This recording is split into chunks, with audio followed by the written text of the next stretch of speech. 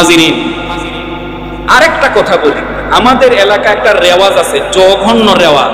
বুঝতে পারছেন কি জঘন্য? একজন মানুষ মরছে, গরু জবাই করো, খাসি জবাই করো, মুরগি জবাই দাও, প্যান্ডেল করো, ডেকোরেটরসকে খবর দেওয়াও, ওই দিনই লাশ থামানোর পূর্বে দেখা যায় খাবার দাবারের আয়োজন, মনে হচ্ছে যেন বিয়ে বাড়ি। নাউজুবিল্লাহ বলেন, আছে না নাই? এটা কি জায়েজ? এটা না জায়েজ। আল্লাহ রাসূল সাল্লাল্লাহু আলাইহি ওয়াসাল্লাম বলছেন, কোন মাইত মারা যাওয়ার পরে 3 দিন পর্যন্ত মুসলিম উম্মার জন্য শোক দিবস। সুবহানাল্লাহ বলেন। শোক দিবস মানে শুধু কালো পতাকা তুলবেন, পতাকা অর্ধনমিত রাখবেন, এটা আমাদের মুসলিমদের সংস্কৃতি না। মুসলিমদের সংস্কৃতি হচ্ছে শোক দিবস মানে হলো 3 দিন পর্যন্ত মাইয়িতকে আপনি স্মরণ করবেন। উযকুরু মাহাসিনা মাউতাকুম, আমার নবী বলেন, মাউত যারা, মৃত্যুবরণ যারা করেছে তাদের ভালো ভালো দিক নিয়ে আপনি আলোচনা করেন। সুবহানাল্লাহ। উযকুরু মাহাসিনা মাউতাকুম। আমার রাসূল এটাও বলে দিলেন, ওয়া কুফু আম মুসাউইহিম, আর যখনই একজন মাইয়িতের মন্দ আলোচনা হবে সাথে সাথে তাকে স্টপ করে দিতে হবে, বন্ধ করে দিবেন, যে আপনি অনেক বলছেন, বন্ধ করে। কারণ একজন মানুষ মরে গিয়েছে, এখন আপনি তার ব্যাপারে মন্দ আলোচনা করবেন, যতই মন্দ আলোচনা করবেন ততই মাইয়িত লোকটা উপকৃত হতে থাকবে। আপনার আমলনামা থেকে নেক আমলগুলি তার আমলনামায় ট্রান্সফার হতে থাকবে, আপনার নেকিগুলি মাইনাস হবে। নাউজুবিল্লাহ বলেন। তাহলে জেনে শুনি কি আমরা বিষ পান করব? হ্যাঁ, কশিন কালেও করব না।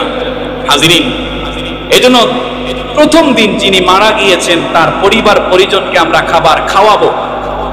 আল্লাহ রাসূলের প্রিয় সাহাবী হযরতে জাফর ইবনে আবি তালিব রাদিয়াল্লাহু আনহু মুতার প্রান্তরে নির্মমভাবে শাহাদাত বরণ করেছেন। এটি আমরা জানি, বুখারীর বর্ণনা এসেছে। নবী করিম সাল্লাল্লাহু আলাইহি ওয়াসাল্লাম বললেন যে আমার চাচাতো ভাই জাফর তিনি মারা গিয়েছেন। জাফরের পরিবার সুখ সন্ত্রস্ত, সেই সুখ সন্ত্রস্ত পরিবারকে খাবার খাওয়াও। পার্শ্বের প্রতিবেশীকে আমার নবী বললেন, যদি তোমাদের সক্ষমতা থাকে তাহলে কিছু রান্না বান্না করে তার ফ্যামিলিতে পাঠিয়ে দেও। সুবহানাল্লাহ বলেন। আর আমরা করি কি? আমরা করি, তোমার বাপ মারা গেল বেটা, একটা সিন্নি করলে না? হ্যাঁ, কি ছেলে মেয়েরা একা গেছে, একটা সিন্নি করে না? কথা বলেন। হাজিরিন, ওই দিন অন্তত পক্ষে করবেন না, কারণ ওই দিন আপনিও সুখ সন্ত্রস্ত।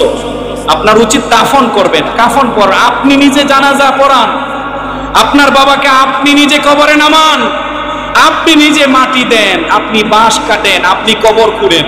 তখন আর হায়ারি করে ভাড়া করে মানুষ আনতে হবে না, ঠিক কিনা? অনেক জায়গায় দেখা যায় মাইয়িতকে কবরে নামিয়েছেন অন্য মানুষ, নামানোর পরে আপন জনেরা মাটি পর্যন্ত দিতে পারে না, ওই যে খাবারের আয়োজন করছে। বুঝতে পারছেন? এটা করবেন না প্লিজ। এটা যারা করবে তাদেরকে থামায় দিবেন যে আজকে না, 3 দিন পরে করো। শরীয়ত অনুমোদন দিয়েছে, পারমিশন দিয়েছে, আপনি 3 দিন পরে যা ইচ্ছা করতে পারেন। 5টা গরু 10টা গরু জবাই দেন, অসুবিধা নাই, কিন্তু 3 দিন আপনাকে মানতেই হবে। শরীয়ত না মানলে গুনাহ আছে না নাই? গুনাহ আছে। হাজিরিন, আমরা যেন শরীয়তের পাবন্দ হতে পারি, সবাই বলুন আমিন।